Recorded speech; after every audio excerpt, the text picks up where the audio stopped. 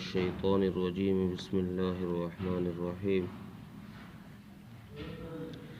وآتوا النساء صدقاتهن نحلة فإن طبن لكم عن شيء منه نفسا فكلوه هنيئا مريئا۔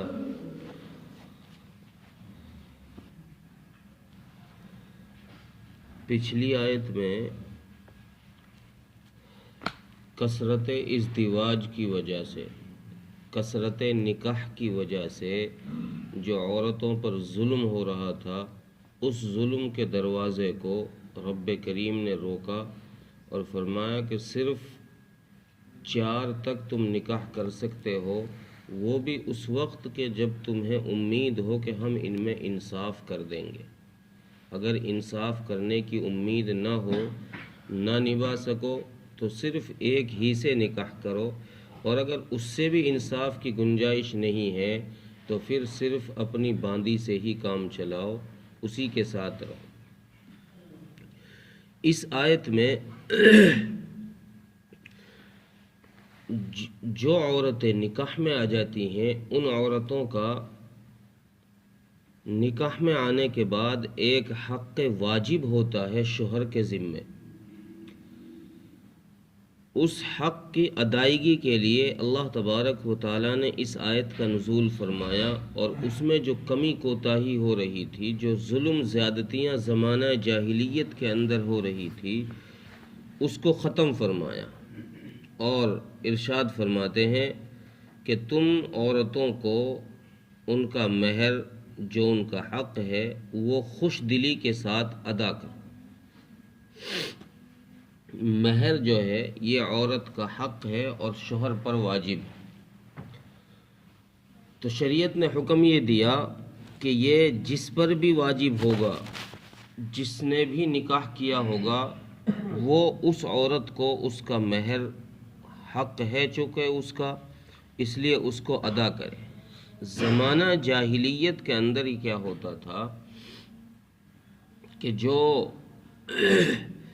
بہت سارے لوگ تو وہ تھے کہ عورت کو اس کا مہر ہی نہیں دیتے تھے، اور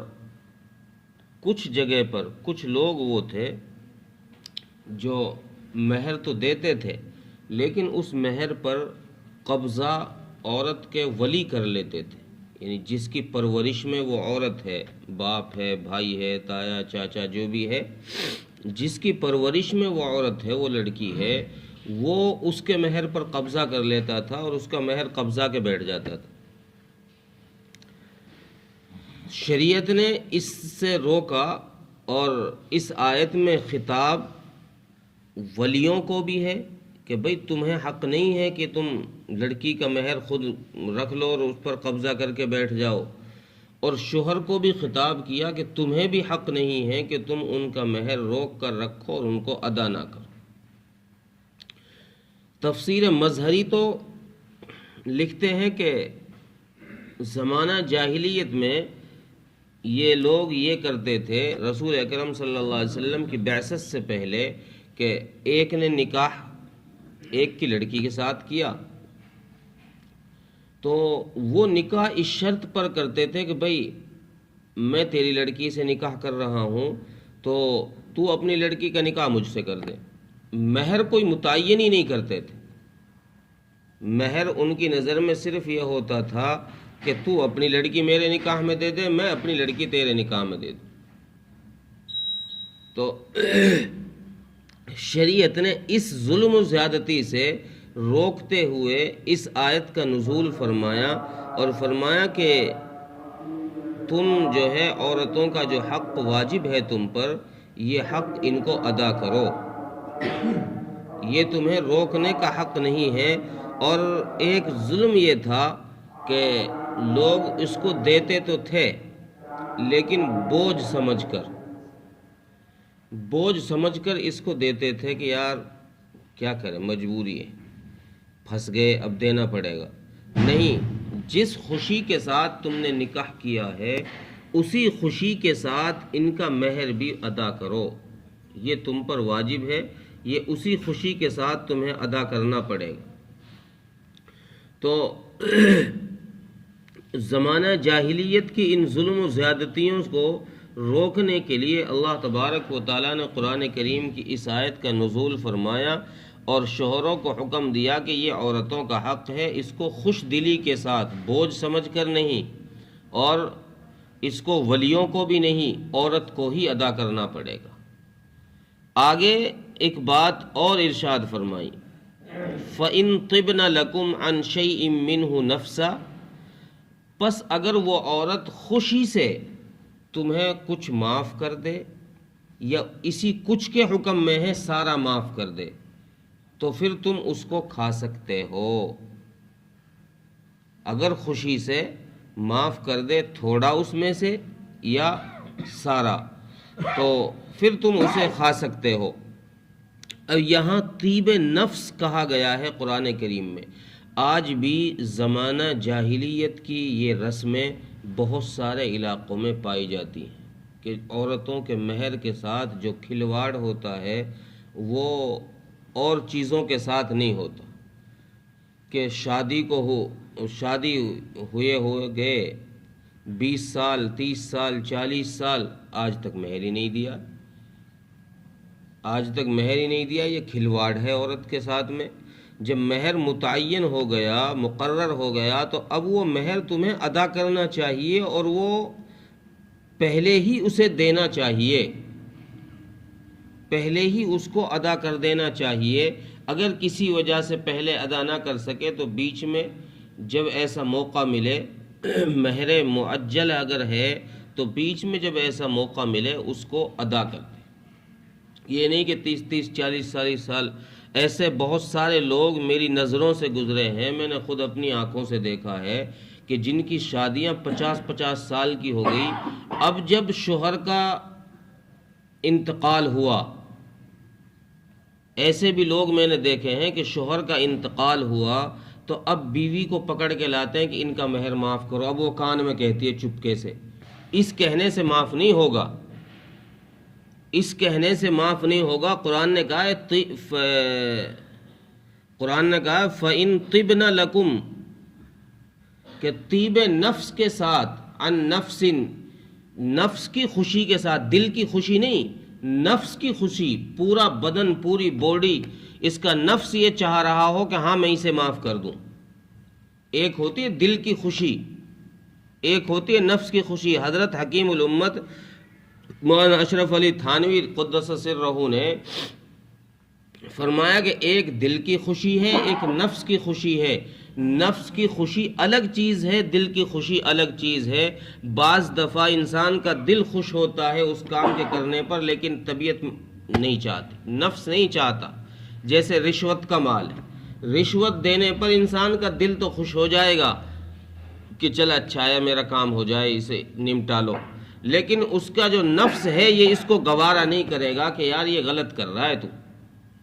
یہ کام تو ہو رہا ہے میرا لیکن غلط طریقے سے ہو رہا ہے، میرے یہ پیسے ناجائز جا رہے۔ نفس اندر سے نہیں چاہتا۔ قرآن حکیم نے فَإِن طِبْنَ لَكُمْ عَنْ شَيْءٍ مِّنْهُ نَفْسًا کہہ کر اس طرف اشارہ کیا ہے کہ مہر اس وقت معاف ہو سکتا ہے جب تم اس مہر کی قیمت یا اس مہر کی چیز کو عورت کے حوالے کر دو اور اس پر کوئی دباؤ نہ ہو۔ اب وہ اگر اپنی طرف سے معاف کر دے تو معاف ہو جائے گا، یا اس میں سے کچھ تمہیں لوٹا دے تو معاف ہو جائے گا۔ اتنا حصہ جتنا لوٹا دیا ہے اس کو تم کھا بھی سکتے ہو، استعمال کر سکتے ہو۔ اور اگر چونکہ اب حالات یہ ہیں کہ عورت کو بھی پتہ ہے اگر میں نے مہر مانگا تو رفڑا ہو جائے گا، طلاق پہ نوبت آ جائے گی،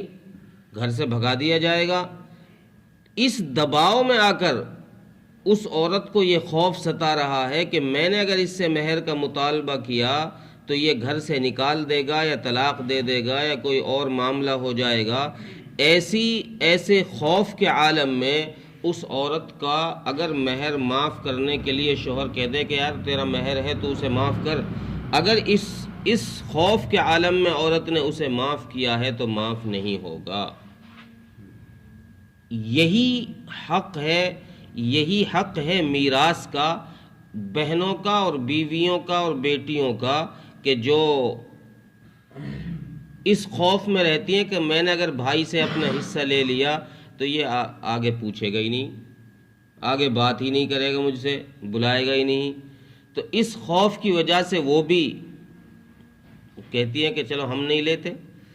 اور اگر کوئی زیادہ دیندار بھی اپنا آپ کو سمجھتا ہے، وہ بھی اس حد تک پہنچ جاتا ہے کہ چلے یار ان سے معافی کرا لو، بہنوں سے اپنا حق، ان کا جو حق ہے ان سے کہہ دو کہ بہنوں تم اپنا حق معاف کر دو۔ وہ شرما شرمی اپنا حق معاف کر دیتی ہیں، لیکن نفس نہیں چاہتا، نفس نہیں چاہتا کہ کروڑوں کی ملکیت میرے حصے میں آ رہی ہے، میں اس کو کیسے چاہوں گا۔ اب وہ سامنے بھائی بھی بیٹھے ہیں اور رشتہ دار بھی بیٹھے ہیں، ان کی دباؤ کی وجہ سے اگر وہ معاف کر دے گی تو یہ حق جو ہے معاف نہیں ہوگا۔ یہی طریقہ مہر کا ہے کہ اگر شوہر نے اپنی طرف سے ادا کیا اور بیوی کو دے دیا، اس کے ہاتھ پر رکھ دیا، اب اگر وہ اس میں سے کچھ یا سارا ہی شوہر کو دے دے کہ جی یہ آپ کا ہے، میری طرف سے یہ میرا حق تھا، آپ نے دے دیا، میں نے لے لیا، اب آپ چاہے اسے استعمال کر سکتے ہیں چاہے رکھ سکتے ہیں، تو پھر اس صورت میں عورت کا مہر معاف ہو جائے گا۔ پھر قرآن کریم نے بھی کیا آگے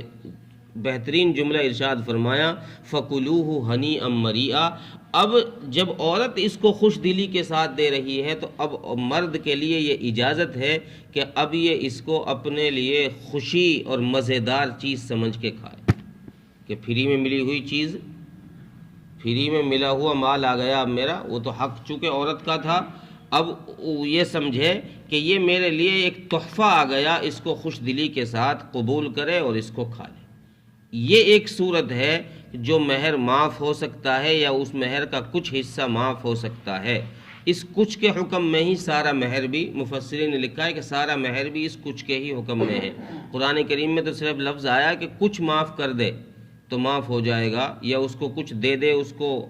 مہر میں سے کچھ حصہ، تو ٹھیک ہے۔ قرآن مفسرین نے لکھا ہے کہ اسی کے حکم میں سارا، اگر وہ سارا بھی لوٹائے شوہر کو تو وہ بھی اسی حکم میں ہے۔ ترجمہ دیکھیں، وَآتُوا النِّسَاءَ صَدُقَاتِهِنَّ نِحْلَةً، اور دو عورتوں کو ان کا مہر جو ان کا حق ہے خوش دلی کے ساتھ، نحلہ کہتے ہیں ہنسی خوشی، کوئی دباؤ نہیں، خوشی کے ساتھ دو۔ فَإِن طِبْنَ لَكُمْ عَنْ شَيْءٍ مِّنْهُ نَفْسًا، پھر اگر وہ تمہارے لیے اس میں سے